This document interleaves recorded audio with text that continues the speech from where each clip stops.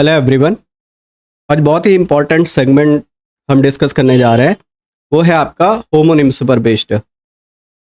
अभी आपने देखा रिसेंट एग्जाम में एसएसटी स्टेनो में क्वेश्चन पूछे गए, सिलेक्शन पोस्ट में क्वेश्चन पूछे गए होमोनिम से। तो एक इस सेगमेंट के थ्रू हम होमोनिम्स को कवर करने जा रहे हैं, है ना। तो आइए फिर विदाउट डिले स्टार्ट करते हैं। टॉपिक है हमारा होमोनिम्स। इसके अलावा एक दो बातें मैं आपको और बता दूं। इस समय इंग्लिश नाश्ता करके आपको टेलीग्राम चैनल पर वो कैब मिल रही है, वो आपको ज़रूर से अटेंड करनी है। रीजन बता रहा हूँ क्योंकि वो एग्जाम में फ्रीक्वेंटली आस्क्ड जो वर्ड्स है ना, उनकी लिस्ट में आपको प्रोवाइड कर रहा हूँ कि अगर आप एक दो बार भी गो थ्रू कर जाएंगे तो आपको सामने जैसे ही वर्ड्स आएगा वैसे रिकॉल कर पाएंगे, है ना। और एक और डिमांड आपकी आ रही है मॉक टेस्ट की, तो इसके बाद सर हम मॉक टेस्ट डिस्कस करेंगे। मॉक टेस्ट वो वाला नहीं कहीं से कुछ भी उठा करके चेप दिया, भाई बहुत ही रिलेवेंट है। हालांकि जो स्टूडेंट एग्जाम कंडक्ट किए सिलेक्शन पोस्ट का, वो अच्छे से उस चीज़ को एनालाइज कर पाएंगे कि रिलेवेंट है या नहीं है। आइए विदाउट डिले फिर स्टार्ट करते हैं कंप्लीट होमोनिम्स। पहली बात तो सबसे पहला पॉइंट आता है कि सर होमोनिम्स होते क्या है, व्हाट आर होमोनिम्स। तो होमोनिम्स के बारे में दो बातें आपको जाननी जरूरी हैं कि सर जिनमें सेम स्पेलिंग होती है, सेम स्पेलिंग, है ना, and same sound, same spelling same sound but different meaning. ये तीन बातें आपको याद रखनी है। डिफरेंट मीनिंग, मीनिंग कैसी होती है, मीनिंग कैसा होता है, डिफरेंट। तो स्पेलिंग सेम होगी, साउंड सेम होगा, बट मीनिंग जो होगा वो डिफरेंट होगा, है ना। इनको हम होमोनिम्स कहते हैं, ठीक है। अब कुछ एग्जाम्पल से इस वाली बात को समझते हैं कि होमोनिम्स है क्या। Same spelling same sound different meaning. Just take some examples. जैसे मैंने एक वर्ड लिखा कैपिटल। अब कैपिटल के टोटल कितने मीनिंग हो सकते हैं आप समझिए। वर्ड एक ही है कैपिटल CAPITAL, बट इसके टोटल कितने मीनिंग हो सकते हैं। जैसे कैपिटल का मतलब आप कहते हो पूंजी से, है ना। कैपिटल का मतलब एक तरीके की पूंजी हो गई। कैपिटल मतलब राजधानी के लिए यूज करते हो, Delhi is the capital of India, आप ऐसे यूज करते हो। तो कैपिटल का दूसरा मीनिंग क्या हो गया, राजधानी। कैपिटल लेटर्स आप यूज करते हो, है ना, जो स्मॉल नहीं है, जो कैपिटल है ना, बिग साइज लेटर है। जैसे कैपिटल पनिशमेंट आप यूज करते हो, कैपिटल का मतलब बिग होता है, बिग पनिशमेंट, है ना। तो जैसे आप बोल रहे हो कैपिटल पनिशमेंट, तो मीनिंग हो गया बिग पनिशमेंट। कैपिटल लेटर का मतलब बिग लेटर्स है, कैपिटल मतलब राजधानी, कैपिटल का मतलब पूंजी हो गया, है ना। तो there are so multiple meanings of a single word, but उसकी देखिए स्पेलिंग भी वही है, साउंड भी वही है, बट मीनिंग अलग अलग निकल रहे हैं। इस कैपिटल के total 4 different type of meaning आप देख पा रहे हो। जैसे एक वर्ड मैं और लेता हूँ, जैसे मैंने कहा डेट, DATE। डेट एक तो आप तारीख के लिए यूज करते हो, you know very well. Date का मतलब क्या हो गया, तारीख हो गया। अभी मैं लास्ट में इंग्लिश में एक्सप्लेन कर दूंगा, अभी थोड़ा सा ब्रीफ करके बता दे रहा हूँ आपको, है ना, सो दैट आपके माइंड में क्लियर हो जाए। और देन फिर हम इसको फर्दर लास्ट में मैं आपको होमोनिम्स की कुछ सीरीज पेन डाउन करा दूंगा, सो दैट हेल्प मिल जाएगी। बाकी स्टेनो एग्जाम में जितने क्वेश्चन आए हैं वो तो हम सॉल्व ही करने वाले हैं। अच्छा, डेट, डेट का मतलब एक ये होता है कि आप डेट पर जाते हो, मिलने जाते हो, है ना। तो मेल कह सकते हो। डेट मतलब आप खजूर के लिए भी डेट का यूज करते हो, तो ये डेट के अलग अलग मीनिंग है। डेट मतलब तारीख हो गई, डेट मतलब हो गया मिलना एक तरीके से, डेट मतलब खजूर हो गया। तो अब वर्ड एक ही है डेट, बट उसके 3 अलग अलग मीनिंग है। जैसे एक वर्ड और ले लिया मैंने, राइट, RIGHT। अब राइट के देखिए कितने मीनिंग है। राइट मतलब जैसे लेफ्ट होता है वैसे राइट होता है, राइट मतलब दाया हो गया, है ना। जैसे राइट, राइट का मतलब आप कहते हो अधिकार की बात करते हो, राइट मतलब अधिकार। राइट मतलब सही होता है। आप ये क्वेश्चन कहते हो, ये क्वेश्चन जो है बिल्कुल राइट है, हमें अपने राइट्स के लिए लड़ना चाहिए। आप कहते हो वॉक टू दी राइट, है ना। तो इस तरीके के वर्ड आपको देखने को मिलेंगे। जैसे मैंने एक वर्ड और ले लिया, फिक्स, है ना। फिक्स मतलब जैसे आप कहते हो किसी सिचुएशन को फिक्स करना, आप ये बोलते हो, है ना, किसी डेट को फिक्स करना। अलग अलग तरीके से इसको भी यूज करते हो, हालांकि क्वेश्चंस के थ्रू हम इसको डिस्कस करेंगे, है ना। एक दो चीज़ें मैं और डिस्कस करता हूँ। जैसे ये तो हो गई होमोनिम्स की बात, लेकिन यहाँ पर आपको एग्जाम में होमोग्राफ भी आपसे पूछ ले रहा है। होमोनिम तो पूछ ही रहा है और होमोग्राफ भी पूछ ले रहा है। अब ये होमोग्राफ क्या होते हैं सर, पहले तो ये समझते हैं। मैंने कहा वर्ड कैसा होगा, सेम स्पेलिंग होगी, पहली बात तो ये हो गई, सेम स्पेलिंग हो गई, है ना। साउंड जो है साउंड डिफरेंट होगा यहाँ पर। साउंड कैसा होगा? डिफरेंट होगा। साउंड डिफरेंट, मीनिंग डिफरेंट होगा। मीनिंग डिफरेंट होगा। तो ये होमोग्राफ होते हैं। अलग एक टॉपिक आप पढ़ते हो कंफ्यूजिंग वर्ड्स के नाम से, कंफ्यूजिंग पेयर ऑफ वर्ड्स, उसमें कुछ कुछ आप कवर करते हो होमोनिम्स होमोग्राफ, बट इसने बहुत डिटेल में पूछा है होमोनिम्स और होमोग्राफ के बारे में। अब जैसे देखिएगा इसके भी कुछ एग्जांपल देख लेते हैं। जैसे मैंने कहा एक वर्ड मैंने लिखा WIND, है ना। अब इसी को आप विंड बोलते हो और इसी को आप वाइंड बोलते हो। इसी को आप क्या कहते हो? विंड। और इसी को आप क्या कहते हो? वाइंड। विंड मतलब हवा, आप कहते हो। विंड का मतलब क्या हो गया? हवा, है ना। जैसे वाइंड, जैसे आप ये कहते हो winding of the clock, winding of the clock, चाबी भरना जिसको कहते हो आप, है ना। तो winding of the clock, winding of the keys, winding of the batch, आप ये बोलते हो। तो एक वर्ड है विंड, एक वर्ड है वाइंड। तो अब देखो दोनों के साउंड अलग है, वर्ड सेम है, मीनिंग सेम है, स्पेलिंग सेम है, साउंड डिफरेंट है, मीनिंग डिफरेंट है। इसको हम बोलते हैं होमोग्राफ, है ना। जैसे एक वर्ड और डिस्कस करता हूँ मैं आपके साथ। ये वर्ड आता है MINUTE। अब इसी को आप मिनट बोलते हो, मिनट बोलते हो, है ना। और इसी को आप माइन्यूट बोलते हो, माइन्यूट, माइन्यूट। माइन्यूट मतलब बहुत ही छोटा, बारीक, जिसको आप बोलते हो, जिसके लिए वर्ड आप यूज करते हो सटल, है ना। इसका मतलब होता है बारीक। ये मिनट तो आप जानते ही हो, है ना। जैसे एक वर्ड ये मैंने लिखा LIVE। अब इसके भी दो अलग अलग, एक तो लिव हो गया और एक लाइव हो गया। लिव और लाइव देखो साउंड अलग अलग है। लिव मतलब रहना हो गया, आप ये बोलोगे लिव का मतलब रहना, और लाइव मतलब होता है किसी चीज को प्रसारित करना, सजीव प्रसारण किसी चीज का, आप ये बोलते हो सजीव प्रसारण, है ना। अभी मैं इंग्लिश में भी डिफाइन कर दूंगा, बट मैं थोड़ा सा समझा रहा था कि यहाँ पर आप समझोगे कैसे कि होमोनिम्स क्या है, होमोग्राफ क्या है ना। इसमें भी दो अलग अलग टाइप के क्वेश्चन आपको देखने को मिलेंगे। जब आप क्वेश्चन सॉल्व करोगे तो दो डिफरेंट टाइप के क्वेश्चन मिलेंगे। यहाँ एक फिगर ऑफ स्पीच का भी एक क्वेश्चन मिल गया है, तो इसको भी सॉल्व कर लेते हैं। बाकी फिगर ऑफ स्पीच आप बोलेंगे तो थ्योरी वाला मैंने एक सेगमेंट ऑलरेडी आपको करा रखा है, तो आप उसको कर लीजिएगा। बाकी आप अगर आप कहोगे तो एक सेगमेंट हम लोग प्रैक्टिस पर कर लेंगे फिगर ऑफ स्पीच, क्योंकि अभी आपका जो एग्ज़ाम है अनएक्सपेक्टेड है भाई, उसमें क्या ही पूछ ले। तो अगर आप बोलेंगे तो एक हम लोग प्रैक्टिस सेशन रख लेंगे जिसमें केवल एग्जाम्पल्स होंगे और आपको आइडेंटिफाई करना होगा कि उसमें कौन सा फिगर ऑफ स्पीच है। जैसे कह रहा है which of the following is an example of onomatopoeia. ये आनोमोटोपोइया जो होता है ये साउंड को डिफाइन करता है, रिफर्स साउंड। अब हॉरिबल मतलब भयानक होता है, बलून आप जानते हो, साइलेंस मतलब शांति होती है, मरमर, मरमर का मतलब होता है बुदबुदाने वाली आवाज। जैसे आप मन ही मन कुछ बोल रहे हो, दैट इज कॉल्ड मरमर। जैसे आप कहते हो hisses in the Bush, hisses होता है किनकी, जो स्नैक की साउंड होती है उसको हिसेस बोलते हो, है ना। जैसे कू बोलते हो कोयल की आवाज को, है ना, और उसको कू बोलते हो आप।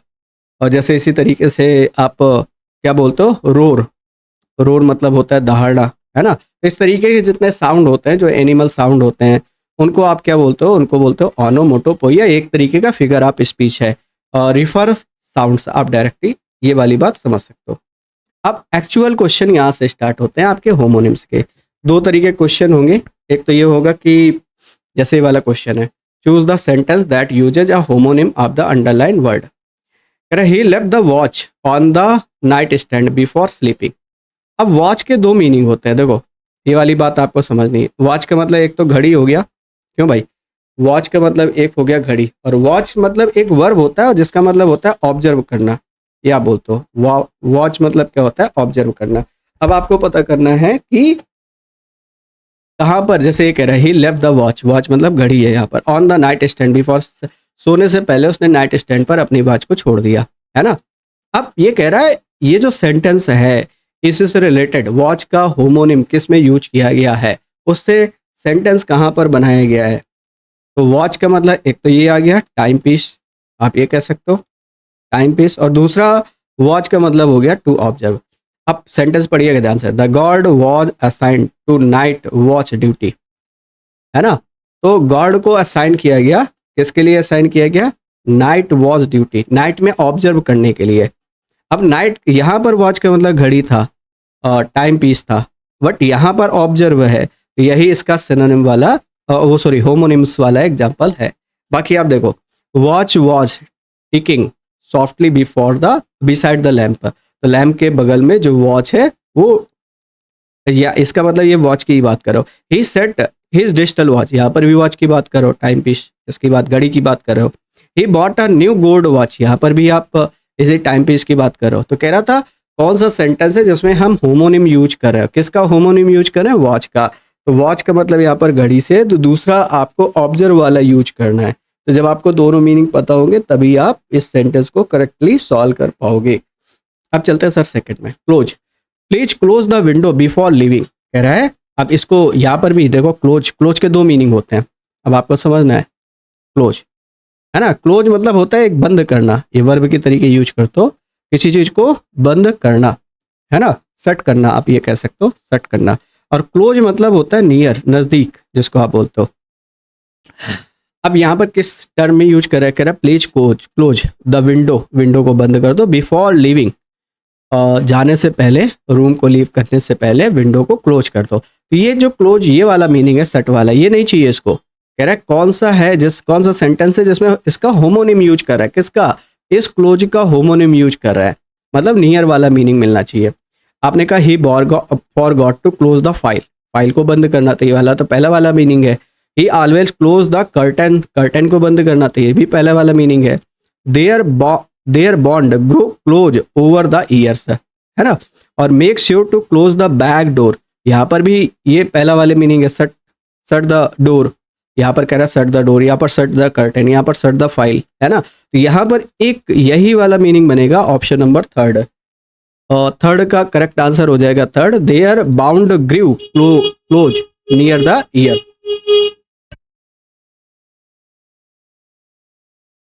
अब अगले वाले सेंटेंस में आते हैं। देखो यहाँ पर भी आपसे जानना चाह रहा है सेंटेंस के टोटल कितने मीनिंग होते हैं। तो सेंटेंस के सर दो मीनिंग होते हैं। सेंटेंस का मतलब एक हो गया वाक्य, सेंटेंस का मतलब एक हो गया वाक्य, और सेंटेंस मतलब होता है पनिश, ये होता है वाक्य मतलब group of words, group of words. अब सेंटेंस के बारे में आप जानते हो, शब्दों का ऐसा समूह जिसका एक अपना मीनिंग होता है, उसको आप क्या कहते हो, सेंटेंस बोलते हो, वाक्य बोलते हो। दूसरा सेंटेंस का मतलब पनिश करना होता है। अब ये देखो इसने क्या किया, द जज will sentence the accuse tomorrow, जज जो है वो एक्यूज को पनिश करेगा, कब पनिश करेगा, टुमारो, कल। यहाँ पर इसका मतलब पनिश करना है, इस सेंटेंस का मतलब है पनिश करना। तब आपको क्या पता करना है, ये वाला सेकंड वाला पता करना है। कह रहा है होमोनिम, इस वर्ड का होमोनिम वाला सेंटेंस आपको फाइंड आउट करना है। He received a 10 year sentence for the crime, crime के लिए उसको 10 साल की सजा दी गई। तो यहाँ पर भी क्राइम की बात कर रहा है, तो ये वाला तो इनकरेक्ट हो गया। The lawyer defended the sentence fiercely, है ना, लॉयर ने डिफेंड किया किसको, कह रहा है जो पनिशमेंट है उसको, है ना। तो यहाँ पर भी इनकरेक्ट हो गया। The court room fail silent during the sentence, तो कोर्ट रूम बिल्कुल शांत था, कब, जिस समय सजा सुनाई दी जा रही थी, पनिशमेंट दिया जा रहा था। तो ये भी इनकरेक्ट हो गया। He she wrote a beautiful sentence in her diary, यहीं पर करेक्ट आंसर हो जाएगा ऑप्शन नंबर कौन सा, डी, है ना। चलिए थर्ड फोर्थ क्लियर हो गया, 5। अब ये दूसरे टाइप का सेंटेंस है, समझिएगा। पहला वाला क्या था कि इसने एक स्टेटमेंट लिया, यहाँ पर कोई होमोनिम लिखा और कह रहा है इससे इसका जो होमोनिम वाला सेंटेंस है वो कौन सा है, ये पहले टाइप का क्वेश्चन हो गया।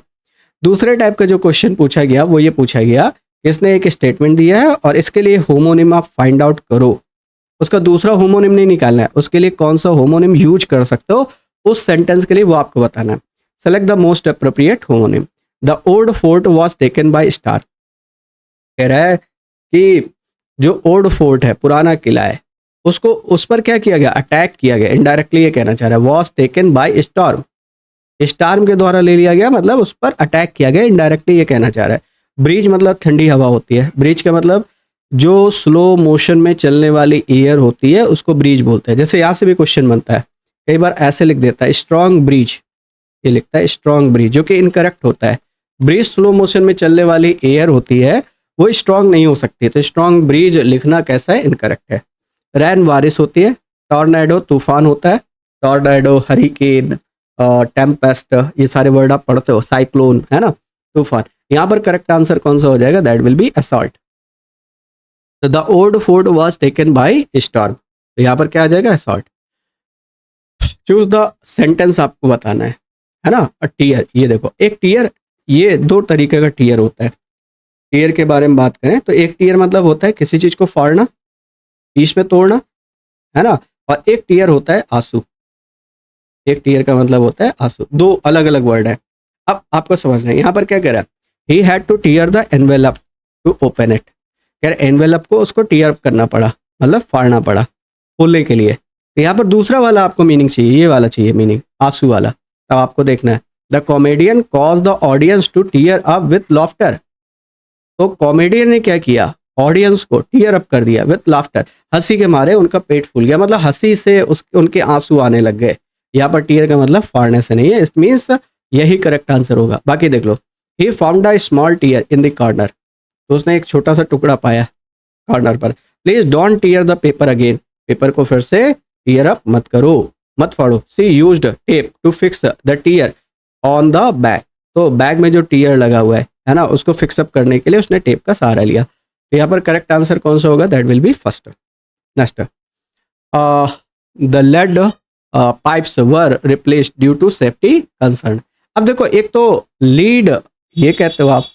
अब देखो ये वैसे होमोग्राफ है। होमोग्राफ का मतलब कि स्पेलिंग सेम है, स्पेलिंग सेम है, साउंड डिफरेंट है और मीनिंग डिफरेंट है। जैसे ये लीड है, ये लीड है। लीड करने का मतलब नेतृत्व करना होता है। और लीड लीड लेड, लेड मतलब शीशा होता है। ये लेड, लेड मतलब शीशा हो गया। तो एक तो मीनिंग हो गया शीशा वाला, और एक लीड मतलब किसी चीज को नेतृत्व करना, ये मीनिंग आप कहते हो, है ना। तो मतलब लीड करने का मतलब डायरेक्ट करना किसी चीज को, और लेड एक तरीके का क्या है, मेटल है। शीशा जिसको बोलते हो, धातु, मेटल है एक तरीके का। अब ये कह रहा है pipes, lead pipes were replace due to safety concern. तो यहाँ पर ये वाला तो यूज डायरेक्ट वाला, ये वाली बात तो कर नहीं रहा है। वैसे भी ये वर्ब है इस केस में, ये नाउन है इस केस में। तो दूसरा वाला मीनिंग चाहिए। दूसरा वाला मतलब हमें ये वाला मीनिंग तो यहाँ दे रहा है, हमें ये वाला चाहिए डायरेक्ट वाला। अब ध्यान से पढ़ो, the journal will lead the troops into battle. Journal ने क्या किया, लीड किया ट्रूप्स को, जो दल हैं उनको बैटल में क्या किया, लीड किया। यही करेक्ट आंसर हो जाएगा। तो 7 का जो करेक्ट आंसर होगा दैट विल बी फर्स्ट। बाकी देख लो, exposure to lead can cause health issue in children. ये जो लेड है, शीशा है, वो बच्चों में कैंसर कॉज कर सकता है। The old house will had lead, शीशा यूज किया गया प्लम्बिंग सिस्टम में। They tested the soil for traces of lead. Lead मतलब शीशा के ट्रेसेस मिले, मेटल के ट्रेसेस मिले। करेक्ट आंसर हो जाएगा फर्स्ट। अब यहां पर कह रहा है कि आपसे क्या निकालना है, select the most appropriate homonym.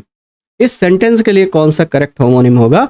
He was charge with theft, उस पर आरोप लगाए गए, उसको दोषी ठहराया गया। इनर्जाइज मतलब ऊर्जावान करना होता है, और फील्ड मतलब भरा हुआ, ऑर्डर मतलब होता है ऑर्डर करना, और एक्यूज्ड मतलब होता है दोषी। यही करेक्ट आंसर हो जाएगा इसके लिए होमोनिम, है ना। नेक्स्ट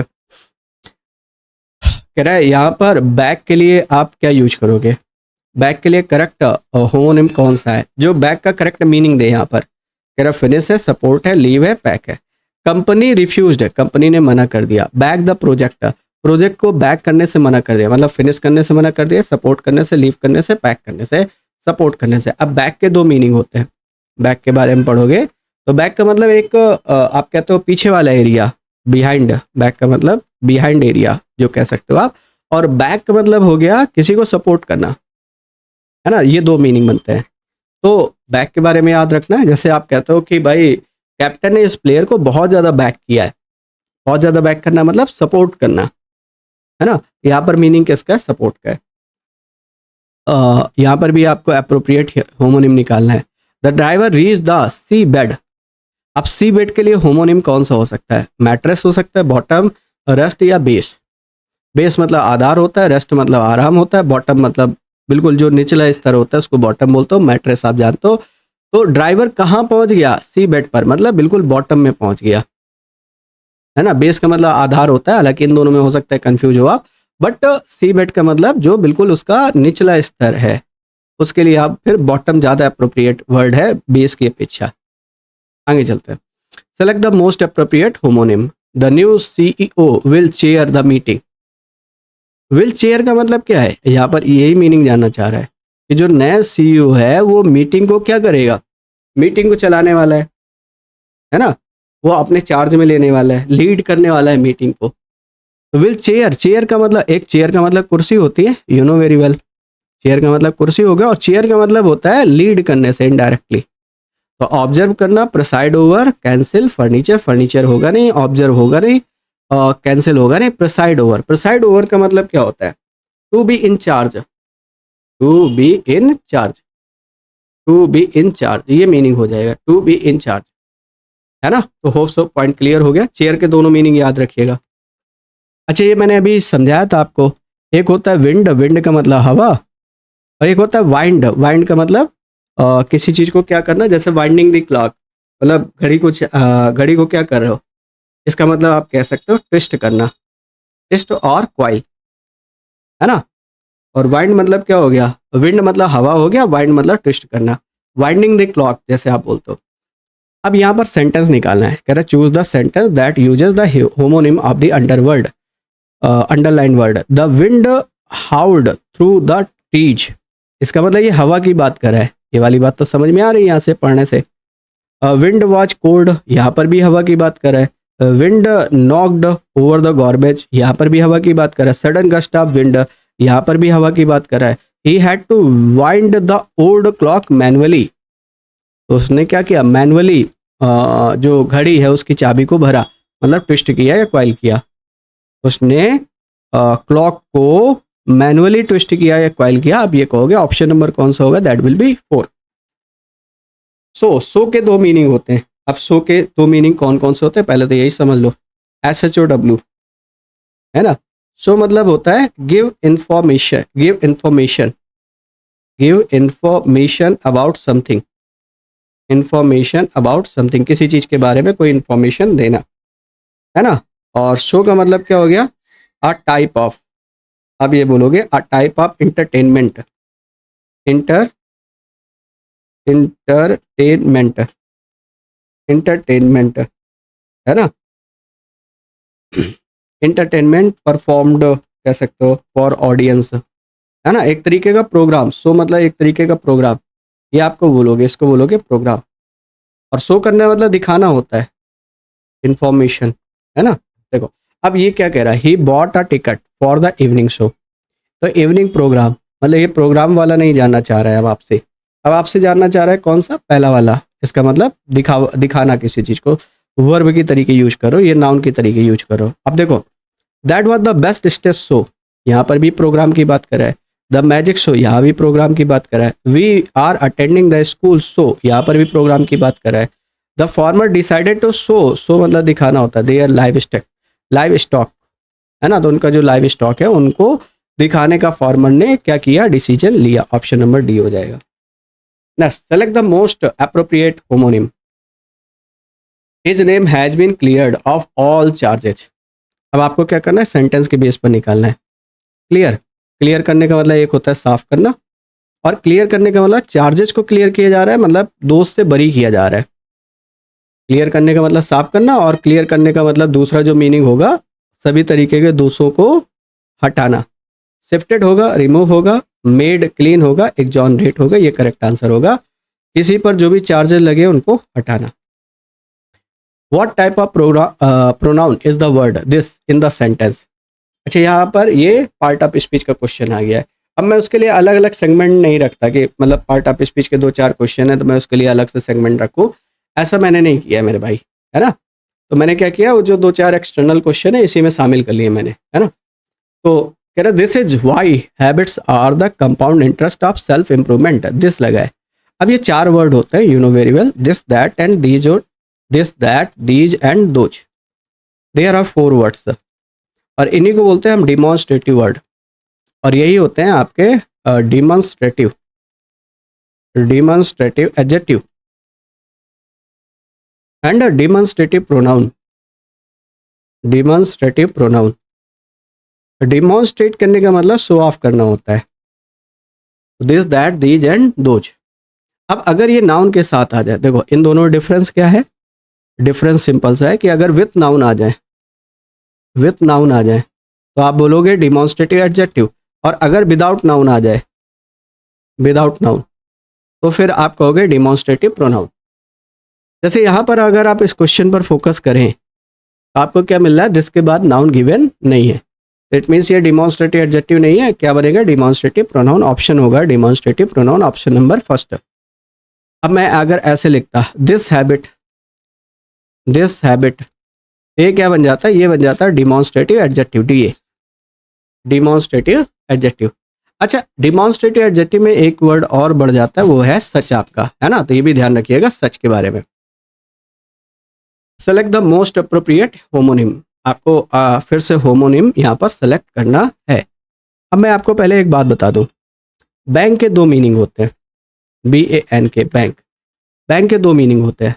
बैंक का एक मीनिंग होता है वो जो फाइनेंशियल इंस्टीट्यूशन है, फाइनेंशियल इंस्टीट्यूशन, इंस्टीट्यूशन जिसको आप बैंक कहते हो, जहाँ पर आप अपना पैसा स्टोर करते हो, उसको बोलते हैं फाइनेंशियल इंस्टीट्यूशन। बैंक मतलब होता है आप कह सकते हो कि डिपेंड होना, दूसरा ये मीनिंग है। तो दो मीनिंग है बैंक के। बैंक मतलब एक वो रिवर का किनारा भी होता है, उसके लिए भी बैंक यूज करते हो।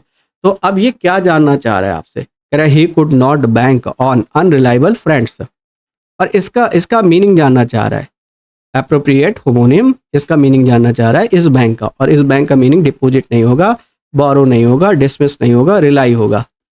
तो ऑप्शन नंबर कौन सा हो जाएगा, दैट विल बी थर्ड। बाकी बैंक के तीनों मीनिंग याद रखना, किसी के बेस पर भी वो क्वेश्चन बना सकता है। अब नेक्स्ट वाले पे आते हैं, select the most appropriate homonym, और यहाँ पर मोशन के बारे में बताना है। अब मोशन के बारे में अगर आपको पता है, आप ये वाली बात समझो कि मोशन के दो मीनिंग होते हैं। एक तो मोशन मतलब होता है गति, जिसको आप क्या कहते हो, गति कहते हो। मोशन मतलब हो गया एक तरीके की गति, है ना, मोशन का मतलब हो गया गति, वेलोसिटी जिसको आप कहते हो। और मोशन का मतलब एक तरीके का प्रपोजल होता है, और ये वाला मीनिंग आप नहीं जानते हो, जो आपसे ये जानने की कोशिश कर रहे हैं। क्या बताइए मोशन क्या होता है। जैसे कह रहा है the oppositions motion was rejected. अब यहाँ पर ये स्पीड की बात नहीं कर रहा है, इसमें वेलोसिटी की बात नहीं कर रहा है, ये कह रहा है जो अपोजिशन का प्रस्ताव था उसको रिजेक्ट कर दिया गया था। अब यहाँ पर कोमोशन मतलब हो हल्ला, शोरगुल होता है। इमोशन मतलब इमोशन तो जानते हो, फीलिंग्स, मूवमेंट जानते हो। और प्रपोजल यहाँ पर करेक्ट आंसर होगा, option number D will be your correct answer. यहाँ पर बन जाएगा ऑप्शन नंबर डी। ठीक है, चलो now test. Select the most appropriate homonym, he will bat for his friends innocence. अब बेसिकली ये जानना क्या चाह रहा है, देखो 18 वाले में आपसे जानना चाह रहा है कि ये जो बैट होता है ना, बैट को कितने तरीके से यूज करते हो। बैट एक मैमल होता है ना, जिसको चमगादड़ बोलते हो। तो बैट एक चमगादड़ हो गया। बैट, क्रिकेट बैट की बात करते हो आप, एंड आप क्या कह सकते हो कि एक तरीके का इक्विपमेंट जो स्पेशली यूज किया जाता है क्रिकेट में, उसको बैट बोलते हो। और बैट का एक और मीनिंग होता है, दैट विल बी सपोर्ट। यहाँ पर ये नाउन है, यहाँ पर ये नाउन है, और यहाँ पर ये वर्ब है।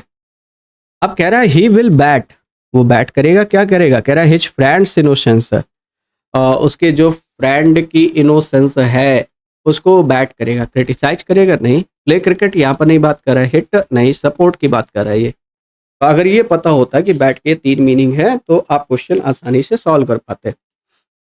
आगे चलते हैं सर। द जज विल पास द वर्डिक्ट। अब पास के मीनिंग समझो पहले। पास के टोटल कितने मीनिंग होते हैं। पास होना मतलब सक्सीड हो जाना, सफल हो जाना, ये पहला मीनिंग हो गया। और दूसरा पास मतलब होता है गुजरना। पास करने का मतलब एक तरीके से आप क्या कह सकते हो, किसी चीज का क्या करना, टू मूव, ये कह सकते हो, है ना। जैसे विंड पास हो गई, वहाँ इस तरीके से यूज कर। जैसे इस वाले सेंटेंस में देखो, select the most appropriate homonym, the जज विल पास द वर्डिक्ट। तो इसका मतलब है जज जो है वो वर्डिक्ट पास करेगा। यहाँ पर सक्सीड वाला मीनिंग नहीं है।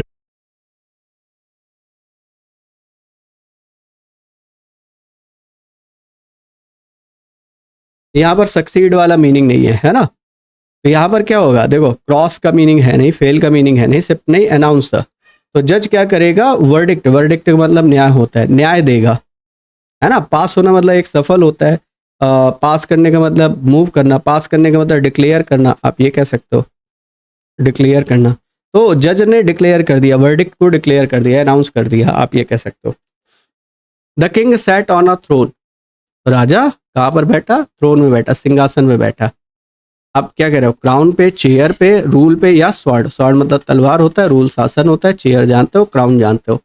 अच्छा, सैट ऑन अ थ्रोन, अब इसके लिए जो करेक्ट वर्ड आप यूज करोगे, है ना।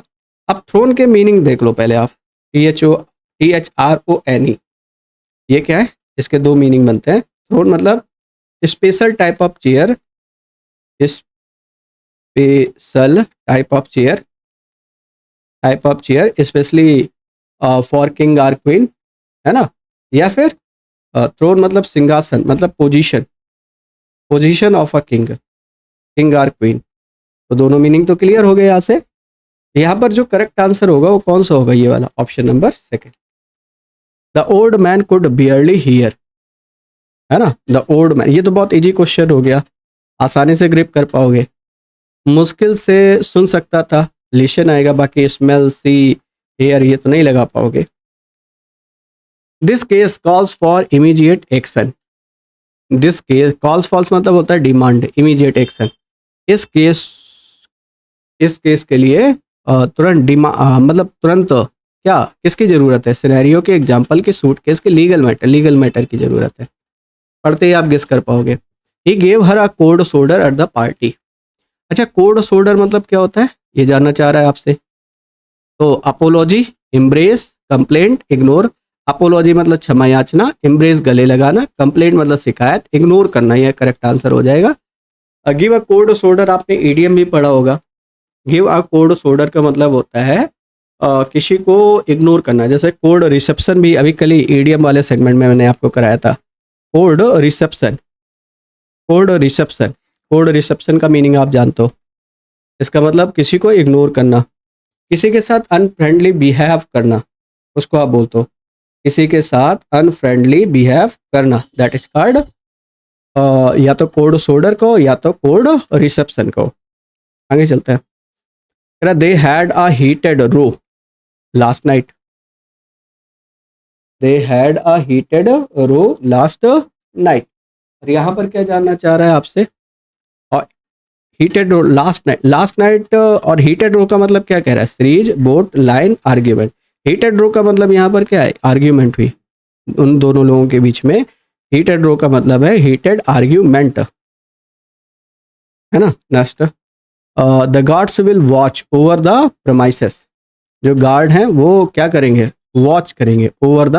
अब वॉच के दोनों मीनिंग आपको पता है, वॉच एक वो टाइम पीसेस हो गया, और वॉच का मतलब ऑब्जर्व करना हो गया। टाइम पीस यहाँ पर है नहीं, प्रोटेक्ट, वॉर और observe.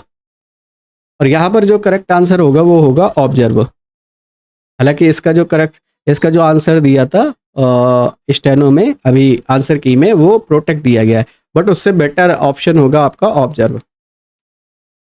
The police seize the counterfeit notes. हम नोट्स, वैसे नोट्स अलग अलग तरीके से यूज करते हो, जैसे आप क्या करते हो, प्रॉपरली नोट्स बनाते हो। अब आपने ये होमोनिम्स का सेगमेंट देखा, आपको लगा कि इसमें बहुत सारी चीज़ें ऐसी है जो मुझे पेन डाउन करनी चाहिए, तो आप क्या करते हो, उनका नोट्स बनाते हो, है ना। एक तो वो नोट हो गया, दूसरा नोट करेंसी हो गया। अब ये कौन से नोट की बात कर रहा है, पुलिस ने सीज कर लिया, काउंटरफीट मतलब नकली होता है, और नोट्स मतलब यहाँ पर करेंसी की बात कर रहा है। लेटर्स, म्यूजिक और मैसेजेस का यहाँ मीनिंग नहीं है।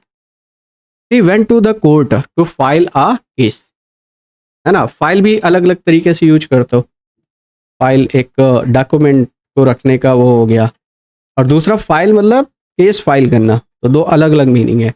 She went to the court to file a case, है ना। तो इसका मतलब ग्राउंड है, लॉ प्लेस है, यार्ड है और फील्ड है। और कोर्ट मतलब केस फाइल करने कोर्ट में गई, मतलब लॉ प्लेस पे गई। ग्राउंड का मीनिंग है नहीं, यार्ड का मीनिंग है नहीं, फील्ड का मीनिंग है नहीं। He was given a light punishment. अब लाइट के मीनिंग देख लो जरा। लाइट मतलब कैसा होता है, लाइट का मतलब आप कहते हो जो प्रकाशित है, इल्यूमिनेटेड है, एक मीनिंग वो हो गया। लाइट मतलब हल्का हो गया, जो वेटेड नहीं है, है ना। और देखो मैं आपको बहुत अच्छी बात बताता हूँ, अगर आप में से कोई लोग बहुत ज़्यादा वेटेड है और आपको लगता है कि आपको पतला होना है, तो आप लाइट खाया करो, है ना? ओके सर, ये तो हमें पता है, लाइट खाया करो। हैं? लाइट खाने का मतलब यहाँ पर लिटरली लाइट खाने से है, वो वाला नहीं कि आपने 2 रोटियाँ कम खा ली, हैं? आप लाइट हो जाओगे। देखो, he was given a light punishment. Light मतलब माइल्ड, माइल्ड पनिशमेंट, हल्का पनिशमेंट दिया गया, मतलब बहुत भारी पनिशमेंट नहीं दिया गया, हैवी पनिशमेंट नहीं दिया गया। तो यहाँ पर हैवी नहीं होगा, डार्क, सीरियस, माइल्ड आ जाएगा करेक्ट आंसर। यहाँ पर करेक्ट आंसर आ जाएगा mild. The current situation is tense. जो करंट सिचुएशन है, अब करंट कई तरीके से यूज करते हो। देखो, करंट का मतलब एक इलेक्ट्रिक करंट से हो जाता है, ये वाली बात जानते हो आप, इलेक्ट्रिक करंट, एक तो ये जानते हो। और दूसरा, करंट का मतलब होता है प्रेजेंट, करंट सिनेरियो मतलब प्रेजेंट सिनेरियो। तो करंट के बारे में अगर बात करें तो इसके 2 अलग-अलग मीनिंग हैं, जो कि हम यहाँ देख रहे हैं। करंट का मतलब प्रेजेंट हो गया, करंट का मतलब दूसरा जो करंट है वो इलेक्ट्रिक फ्लो से है। करंट के बारे में बात करें तो क्या हो जाएगा, इलेक्ट्रिक फ्लो। अब यहाँ पर क्या कह रहा है, जो करंट सिचुएशन है वो कैसी है, टेंस है। जो करंट सिचुएशन है वो कैसी है, बहुत ज़्यादा टेंस है ना? यहाँ पर क्या बन जाएगा, यहाँ पर बन जाएगा आपका करंट मतलब प्रेजेंट। बाकी यहाँ ये वाला मीनिंग नहीं ले रहा है, रनिंग, मॉडर्न, ये नहीं बनेगा। तो रुको, एक मिनट एक मिनट एक मिनट, कुछ तो बहुत हो गया, आप सेशन ख़त्म हो गया। और दुख वाली बात यह है कि मैं आपको कुछ और बातें बताने जा रहा हूँ। मेरे भाई, मेरे दोस्त, मेरे सखा, मेरे साथी, मेरे यार, लाल, नीले, पीले, हरे, गुलाबी, है ना? आ जाओ मेरे भाई। देखो, डरने की कोई वो नहीं है। एक चीज़ और मैं हाँ बता दूँ आपको, स्टार्टिंग ब्रीफ नहीं कर पाया। इस समय आपकी जो स्टडी है बहुत ही ख़राब चल रही होगी, आई नो वेरी वेल। जब मेरा पढ़ाने का मन नहीं करता तो आपका पढ़ने का मन ऑब्वियसली नहीं करता होगा, है ना? ऐसा अज्यूम करके मैं चलता हूँ। बट लेकिन मेरे भाई, एक बात और समझना है, इसका दूसरा एस्पेक्ट समझते हैं कि सिचुएशन सबके लिए सेम है। अब आप क्या करो, माना कि मन नहीं लगता है, फिर भी ज़बरदस्ती मन को लगाना है। माना कि मेरा पढ़ाने का मन नहीं करता है, ज़बरदस्ती पढ़ाता हूँ। ज़बरदस्ती नहीं, मतलब एंटरटेन करते हुए पढ़ाता हूँ। तो पढ़ना ज़बरदस्ती नहीं है, अदरवाइज़ वो चीज़ आपको बोरिंग लगेगी।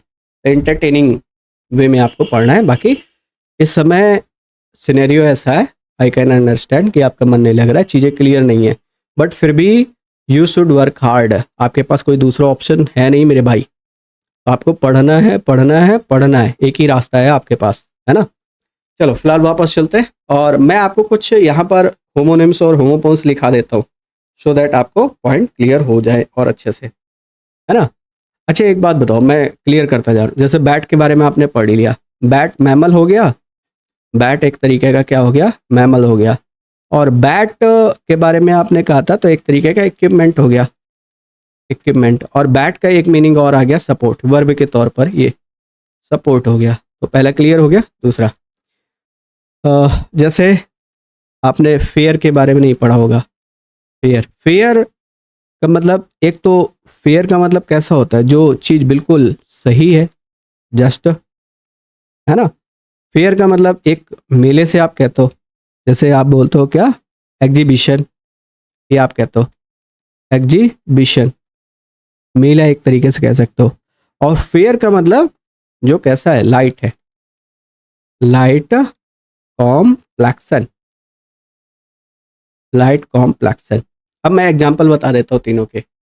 ऊपर वाले में तो आप एग्जांपल लिख सकते हो, देखो जैसे मैं आपको समझाऊँ, मैमल, इस मैमल का एग्जांपल आप ऐसे बना सकते हो, a bat was hanging on the tree, a bat was hanging on the tree. मैं लिख नहीं रहा हूँ, बाकी आप समझ जाओगे, है ना?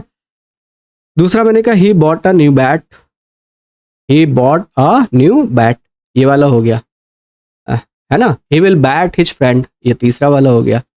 अब इस वाले पे आ जाओ, मैंने कहा फेयर, द जज वॉज फेयर, द जज वॉज फेयर, द जज वॉज फेयर। सेंटेंसेस जरूर करिएगा, थोड़ा सा और अच्छा आइडिया लगता है फिर आपको। एवरीवन हैज़ टू, जैसे आपने इसका सेकंड वाला एग्जीबिशन वाला आप बनाना चाह रहे हो, we enjoyed ourselves at the fair, मैंने कहा we enjoyed enjoyed ourselves at the fair, मेले में हम सभी लोगों ने बहुत एंजॉय किया, है ना। और लास्ट वाले में जैसे मैंने कहा she has fair skin, she has fair skin, है ना। उसकी स्किन कैसी है, बहुत फेयर है, लाइट कॉम्प्लेक्शन वाली है ना, आप ये बोलते हो। चलो वापस चलते हैं। फेयर से मुझे याद आया, मेरी एक कजिन है, वो कहती है सर, कहते भैया क्या है, बताओ मैं कैसी लग रही हूँ। मैंने कहा बिल्कुल, मेकअप की तो बिल्कुल ज़रूरत नहीं है, मेकअप की तो बिल्कुल ज़रूरत नहीं है। तो बड़ा खुश हो गई। मैंने कहा इसमें तो प्लास्टिक सर्जरी ही काम आएगी। आ जाओ अगले वाले पे आते हैं, नेक्स्ट। वेल के बारे में बात करते हैं, WELL। अब वेल को कितने तरीके से यूज करते हो। वेल एक तो आप स्वास्थ्य के बारे में बताते हो। वेल का मतलब एक तो आप ये कहते हो इन गुड हेल्थ, अच्छा स्वास्थ्य है, गुड हेल्थ अच्छा स्वास्थ्य है। वेल एक कुआं होता है जिसको आप बोलते हो source of water, source of water, दोनों मीनिंग बनते हैं वेल के, है ना। जैसे आप एग्जाम्पल अगर बनाना चाहते हैं, एग्जाम्पल बना सकते हैं। मैंने कहा she is well now, she is well now, वो अब ठीक है, पहला एग्जाम्पल। दूसरा मैंने कहा villagers fetch water, water from the well, from the well, कुएं से पानी निकाल रहे हैं, है ना। ये दोनों एग्जाम्पल से याद रख सकते हो। तो वेल को दो मीनिंग क्लियर हो गए आपके। जैसे इसी तरीके से कैन, कैन के बारे में बात करें, एक वर्ड कैन है। कैन का एक मीनिंग तो आपको अच्छे से पता होगा, एबल टू, समर्थ होना। कैन का मतलब होता है बी एबल टू, और कैन एक तरीके का क्या होता है, कंटेनर भी होता है, जिसमें किसी चीज़ को हम स्टोर कर सकते हैं, वो कैन है।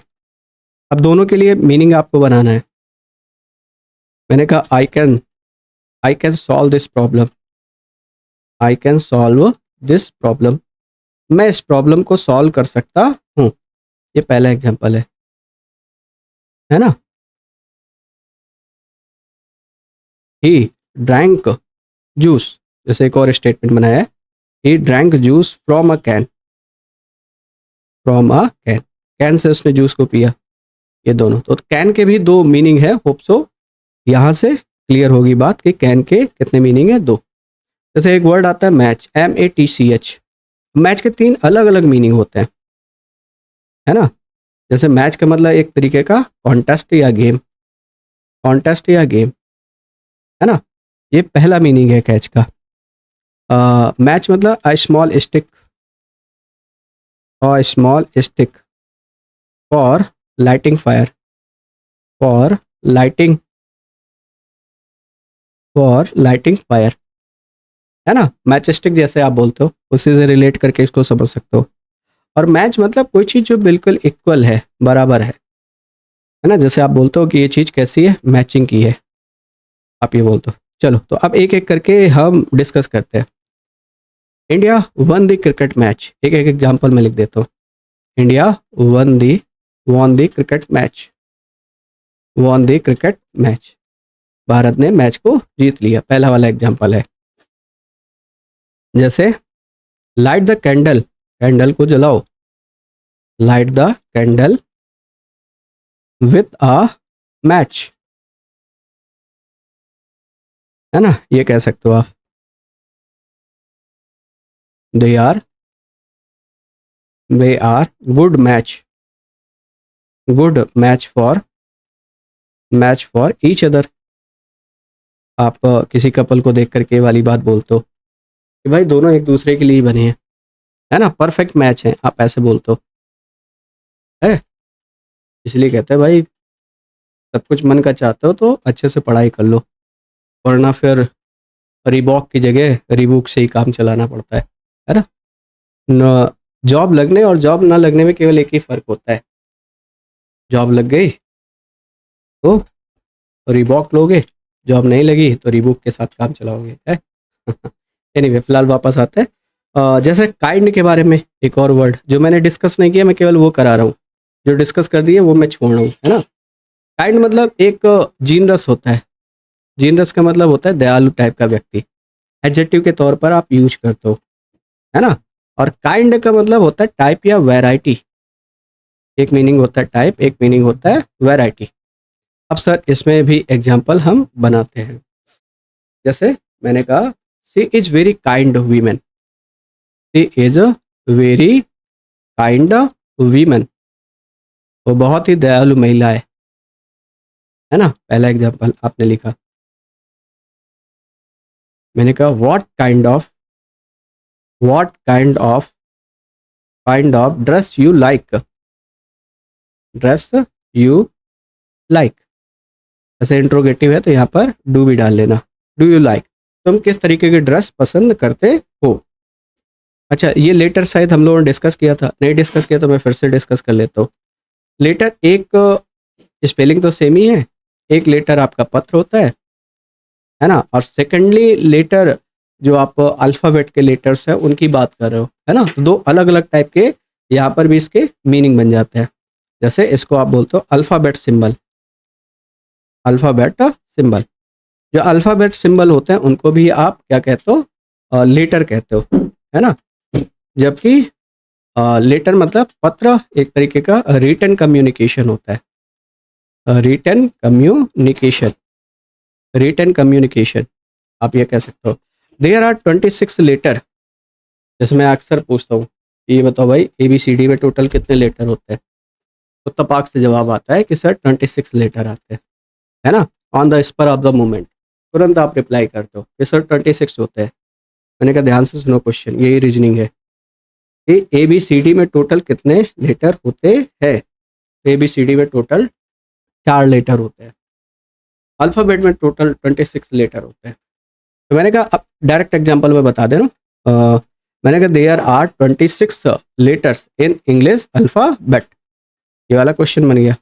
मैंने कहा he has written a letter to his father, उसने अपने पिता को एक पत्र लिखा है। तो ये तो कर लोगे, इजी है मेरे ख्याल से। अच्छा, जैसे मैंने बैंक वाला कराया था, बैंक वाला आपको क्लियर हो गया होगा, है ना। जैसे एक और वर्ड हम डिस्कस करते हैं। एक सेकंड रुकना, मैं पानी पी लूँ फिर स्टार्ट करते हैं।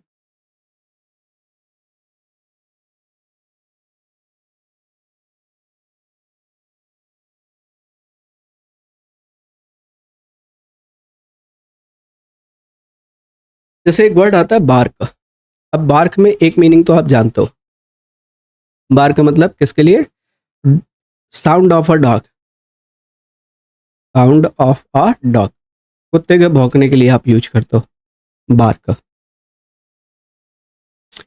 और बार्क होता है outer covering of a tree. शायद ये नीचे वाला मीनिंग नहीं जानते होगे, तो ध्यान रखना बार्क के दोनों मीनिंग होते हैं। जैसे मैंने कहा the dog began to bark loudly, the dog began to bark loudly, the tree bark is very rough. तो ट्री का जो आउटर सरफेस है वो बहुत ज़्यादा रफ है। सेकंड वाला एग्जांपल मैं लिख देता हूँ। मैंने कहा the tree bark is very rough, is very rough, बहुत ज़्यादा रफ है, ये मीनिंग है। आगे चलते हैं। नील, NAIL। अब नेल के भी दो मीनिंग होते हैं अगर आप देखोगे तो। नेल मतलब एक तरीके का आप कह सकते हो अ मेटल पिन, एक तरीके की पिन। और नेल जो हार्डर पार्ट ऑफ योर क्या कह सकते हो, थंब, उसको आप नेल बोलते हो। थंब या फिंगर ये कह सकते हो। हार्ड पार्ट जो बोन वाला पार्ट होता है, नाखून जिसको कहते हो, आप क्या कह सकते हो, फिंगर्स या थंब, उसको आप नेल बोलते हो, है ना। तो दोनों मीनिंग यहाँ से क्लियर होंगे। एक वर्ड और आता है स्प्रिंग, इसके बारे में बात कर लेते हैं। स्प्रिंग एक सीजन होता है जिसको आप बसंत ऋतु बोलते हो। Spring a type off season, आप ये लिख सकते हो आ सीजन, एक तरीके की ऋतु है उसको आप स्प्रिंग बोलते हो, है ना। या फिर ये कहते हो आप wild elastic elastic device, coiled elastic device, ये वाला मीनिंग शायद नहीं जानते होगे, है ना। और एक स्प्रिंग करने का मतलब, जैसे इसके सेकंड फॉर्म स्प्रैंग बनती है, टू जंप सडनली, एक मीनिंग और बन जाता है, जंप सडनली, अचानक से कूदना, ये आप बोलते हो। जैसे the cat sprang on to the table, आप ऐसे बना सकते हो। लाइट वाला वैसे मैंने बता दिया है, तो लाइट वाला तो नहीं डिस्कस करेंगे। एक वर्ड रिंग आता है, रिंग के बारे में बात कर लेते हैं।